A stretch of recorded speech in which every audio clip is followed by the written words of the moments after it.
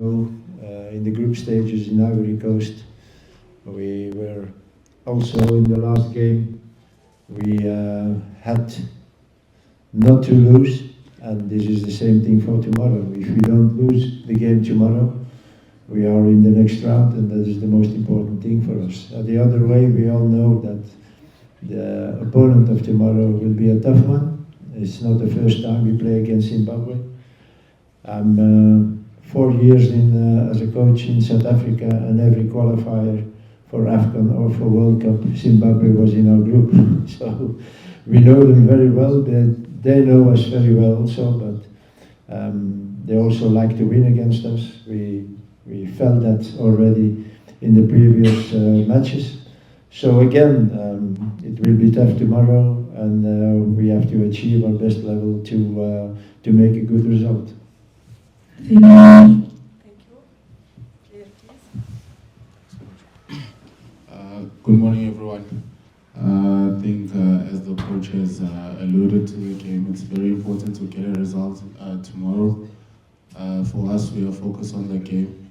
We want to not lose that game, but we know a victory will also be good motivation going to the next round. So for us, we are really looking forward to playing the game and hopefully getting the result. Thank you. Thank you, Sibisi. Now the floor is open for your questions. Yes, please.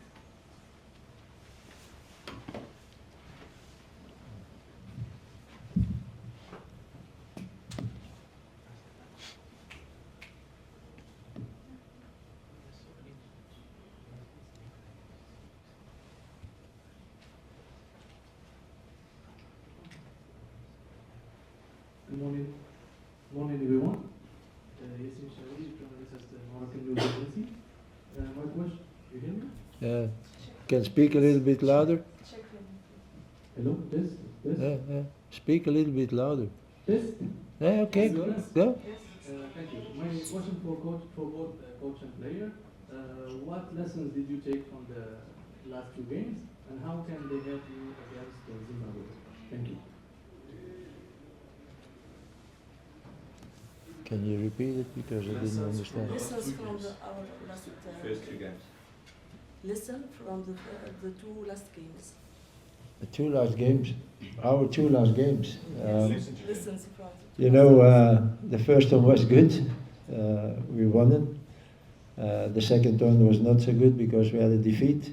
But again, I'm still frustrated about the result against Egypt, because again, the game was decided by two decisions, and two decisions were not right for me.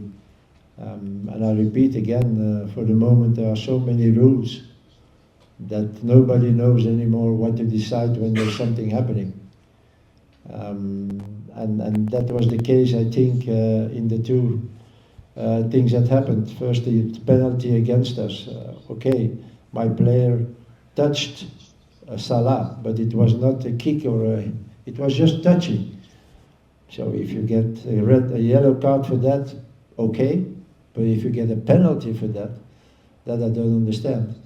And then the penalty that we didn't get, it's a clear handsball. The player blocked the ball, a shot to the goal, and then they explain it as a supporting arm. This is really nonsense, but okay. And therefore, again, I was very frustrated. I said also the first half against Egypt was not good from our side. But the second half, yes, we dominated it. We had a few chances. So needed a little bit luck also that we didn't have. But it will not be so important for the game of tomorrow. The game of tomorrow is totally different, and we are confident, that is for sure. Even we are frustrated, and maybe that is an extra motivation for us tomorrow to do it very good. Thank you, coach. Yes, please. Yeah. Also the play? For me, Take it. I don't know.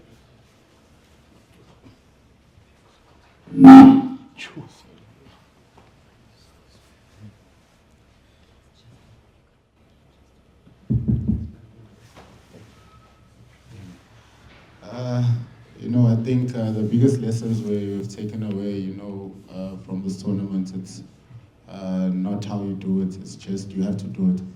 You have to get a result. And I think we saw in the previous two games, we fought for it against Angola. We were able to get a 2-1 victory. But I also think being solid, as a team and keeping clean sheets will take us a long way in this tournament, because I think we have conceded two now. But I think going back to the previous AFCON, we kept a number of clean sheets, which helped us go through to the semi-finals.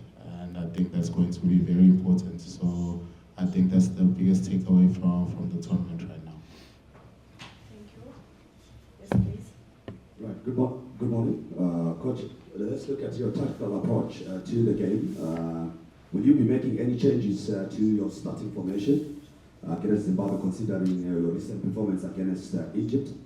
And also, you were on record, saying Zimbabwe are very low play side and lower than South Africa as well. How will be your approach coming into this game, looking at your last game against Zimbabwe, which was a draw in the World Cup qualifier? Looking into that, and for the player as well, for the Nkosinathi Sibisi, for you, what kind of motivation is it for you playing against Zimbabwe because of the rivalry that exists between the two teams? And looking at the last game as well, I'm sure it's a winners take all kind of match, and it is at a neutral venue. You won't be enjoying much of the home advantage like in the previous games. So first of all, if there should be changes tomorrow, I will not tell you. I think you understand that. So that is one. And secondly, okay, there was a game in October, but there was also a game before that we won 3-1. So every game is different. It's not because we played 0-0 that game in October that now we are starting doubting and saying, oh yeah, it was 0-0. But again, we are aware of the fact that we will play against a very motivated opponent tomorrow. And that for Zimbabwe also, it's also nice, always nice to take points of South Africa. So they will do it tomorrow, and they have even a chance to be second. So the motivation with them will be very big also. So again, it will be a very tough game for us.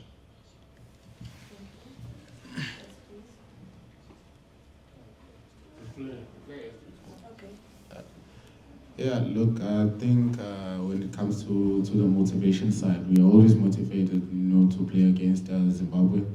I think as the coach has mentioned as well, we've played them, I think, a couple of times in the qualifiers. So for us, I think going into tomorrow's game, we know it's not going to be easy, especially between the rivalry. We are neighbors, and I think we had the upper hand in them in the qualifiers. So going into tomorrow's game, it won't be easy, but I think if we bring our A game and focus on the game at hand, we'll definitely make it through.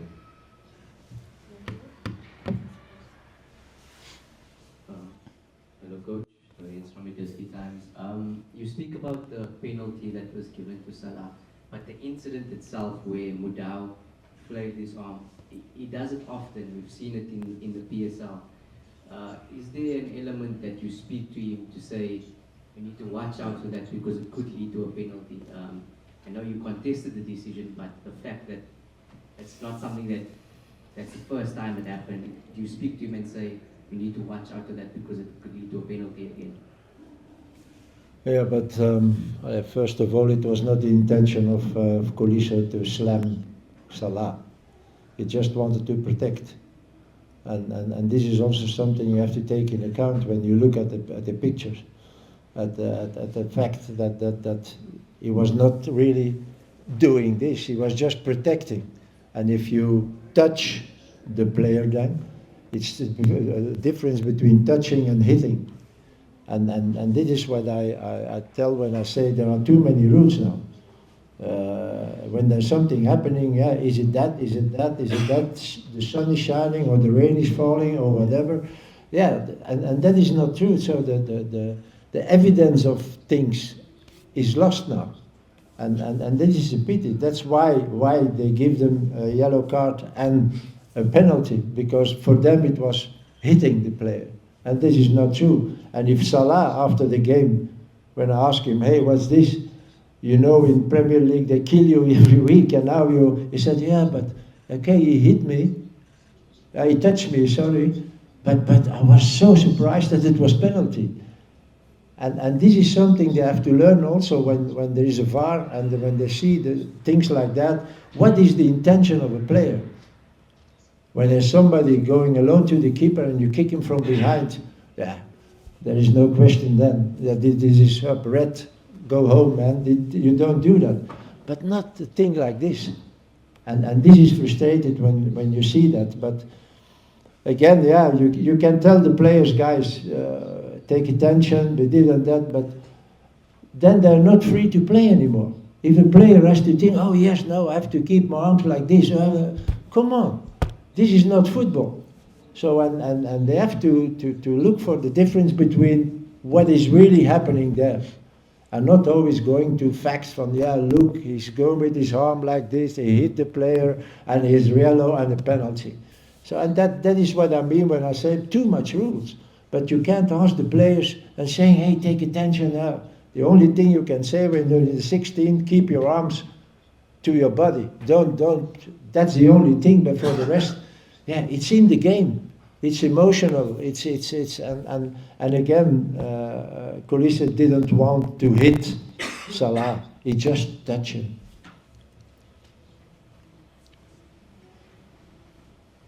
This is from ESPN Africa. A question each for the coach and player. Coach, first of all, I'm wondering if Salah perhaps also had anything to say about the quality of defensive players that he came up against in that game. And Nkosinathi, is there anything in particular that the centre-backs are maybe doing? Because there's so many quality centre-backs in the squad, maybe to earn their places in training and also make sure that iron continues to sharpen iron. What, can you repeat the first question? Salah? Was there anything in particular that Salah maybe said to you also about the quality of defensive players he came up against? Because I thought you put a really solid defensive unit out against. That's true, and that's what I said already. The first half was not good from our side. That is for sure. We had the intention to do something else, but it didn't succeed. That is for true. At the other side, I think that Salah in Premier League, there are more tougher contacts than that. And at that moment, there is nothing happening. The only thing he said, yes, the player hit me, and I was for a few seconds, yeah. He took advantage of what happened. But that is not a reason that the referee or the VAR has to do that. So again, I agree with you that maybe we were not at our level in the first half, that things didn't succeed what we tried to do. But at the other side, again, this is not a yellow card. Yeah, this is a yellow card, but certainly not a penalty. And it's normal. It's normal that a player like Salah, with a professional like he is, that he tried to take advantage of that fact. Yeah, coming back to your question, I think, as you mentioned, to say iron sharpens iron, and I think it speaks to the quality that we have, not only in the central defense position, but everywhere around the pitch, So I think whether it's me playing or other guys playing, you couldn't tell the difference, and I think that's how it should be, and it will help in strengthening our team. So for me, it's just like that.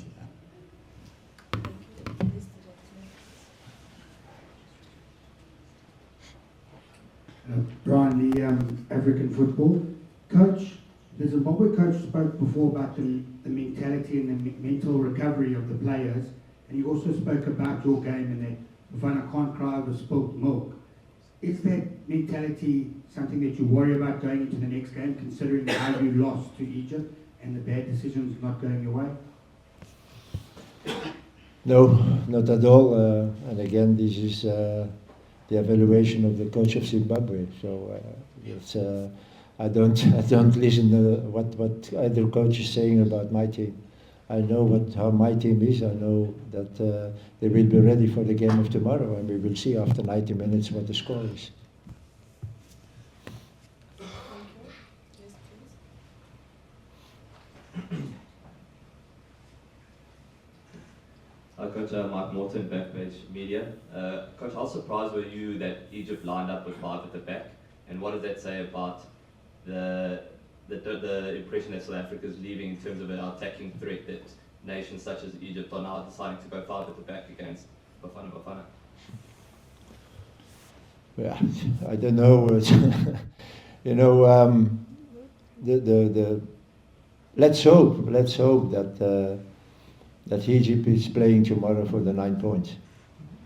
At the other side, I should understand that the coach want to save some players from injuries or whatever, so that he maybe put other players in the team, and maybe that Egypt shouldn't be that strong anymore. But I hope that they want to be first with 9 points in the group, and that they do everything to win the game tomorrow. Thank you, Coach. Yes, please. Morning, everyone. My question is to Nkosinathi. Obviously, the coach speaking about the conversation that was had prior to the start of the tournament about rules and handballs and all of that. In this ever-changing landscape, just from a player's point of view, especially a defender, how tricky is it for you guys to keep up and to navigate, to know where to put your hands and when to jump, natural position or not? How do you guys navigate that? Look, I think the game is becoming a bit difficult for everyone now.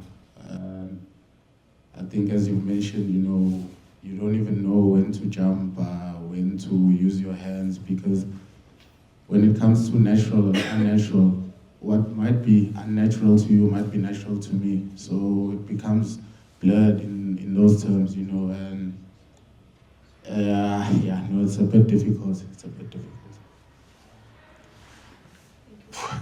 Like, I don't know how do we overcome that, and for us as players, is we just have to play the game the best way we know how. And I think the rules is for the officials, to take the decisions, but for us it's a bit difficult. Yes, thank you. Boldly, very later from SABC. You are just one of, I think, 9 of you were in the last AFCON in Cote d'Ivoire, and we've got about 16 players who are coming to the AFCON for the first time. And how has it been in the dressing room and also even in the hotel, having to just calm them down? I can imagine someone like really coming in when it was a pressure moment. At that time. So how has been the role of, because the coach always talks about the role that you guys play in assisting him in leading this team, and how important is also the experience of having been involved in a number of games of consequence with this Bafana team ahead of tomorrow? Yeah, I think, everyone within the squad is capable of delivering at any given time. And, for us, our job is very, very simple. We try to keep the guys level-headed. But in saying that, I think getting the first 3 points was a bit of a booster, getting the pressure off. Because, with the much younger squad, you never know what you're going to get. And I think for us, it's a bit of a challenge, but I think we can definitely overcome the challenge. Thank you.